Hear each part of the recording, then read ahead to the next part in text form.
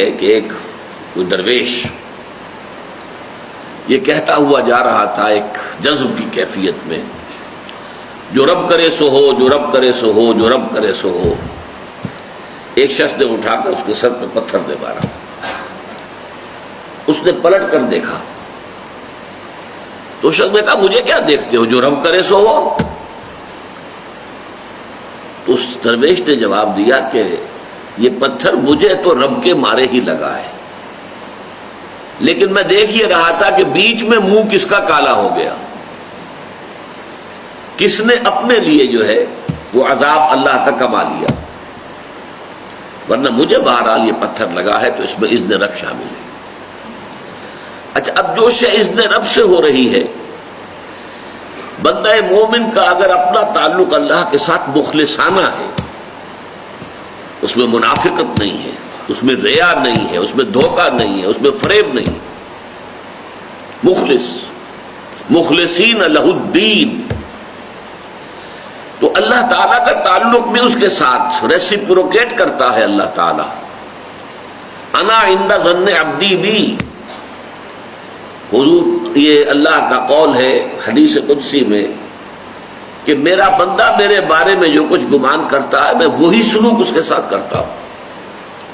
اللہ تعالیٰ بھی مخلص ہے، اللہ تعالیٰ کی مرضی کے بغیر کچھ نہیں ہو سکتا، تو یقیناً جو کچھ ہوا ہے اس میں میرے لیے خیر ہے، چاہے فوری طور پر مجھے ناگوار گزرا ہے، مجھے تکلیف ہوئی ہے، میرے لیے یہ شے جو ہے ناپسندیدہ ہے، لیکن ان دی لانگ رن مجھے یقین ہے کہ اس میں خیر ہے۔ بیدک الخیر انک علی کل شیء قدیر، اے اللہ تیرے ہاتھ میں خیر ہی خیر ہے، تو ہر چیز پر قادر ہے۔ اچھا، جو ہوگا وہ بھی اذن رب کے بغیر نہیں ہوگا، یہی تصور اس کے بارے میں ہونا ضروری ہے۔ اسی کا نتیجہ یہ نکلتا ہے جس کو قرآن مجید بار بار کہتا ہے، بار بار کہتا ہے، بار بار کہتا ہے، لا خوف علیہم ولا هم یحزنون۔ کیا مطلب اس کا؟ نہ ان پر کوئی خوف ہے، نہ حزن سے دو چار ہوتے ہیں۔ عام طور پر یہ سمجھا جاتا ہے کہ یہ آخرت میں ہوگا، آخرت میں تو تمام و کمال ہوگا، دنیا میں بھی ہوتا ہے۔ خوف کس بات کا بھائی؟ ہوگا وہی جو میرا رب چاہے گا، وہ میرا دوست ہے، میں اس کا ولی، وہ میرا ولی۔ الا ان اولیاء اللہ لا خوف علیہم ولا هم یحزنون،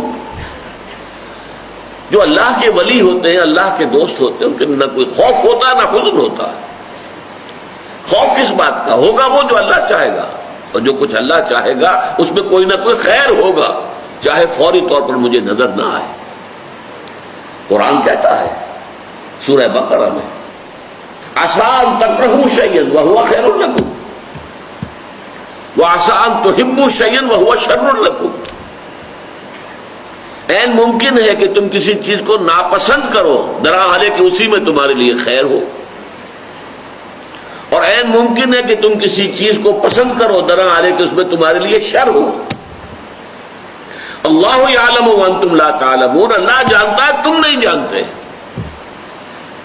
تم افعال و اعمال و احوال و واقعات کے ظاہر کو دیکھتے ہو، اس سے متاثر ہو جاتے ہو، اس کے پردے میں کیا مشیت اذنی ہے، کیا ارادہ خداوندی ہے، اس کے پشت پر کیا چیز ہے جو اللہ تعالیٰ کو مطلوب ہے، یہ ہمیں نظر نہیں آتا۔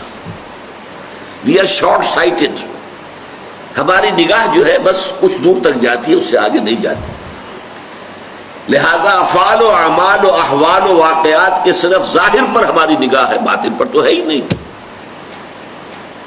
لہذا ہم اس سے متاثر ہوتے ہیں۔